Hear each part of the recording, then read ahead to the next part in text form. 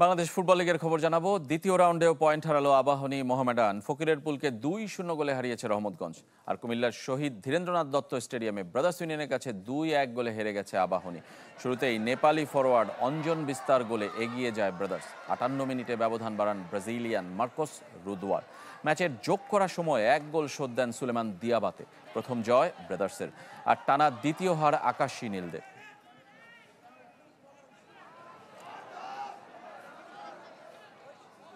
এদিকে পুলিশ এফসির সাথে 1-1 গোলে ড্র করেছে মোহামেডান। গাজীপুরে 19 মিনিটে রহিম উদ্দিনের গোলে লিড নেয় ডিফেন্ডিং চ্যাম্পিয়নরা।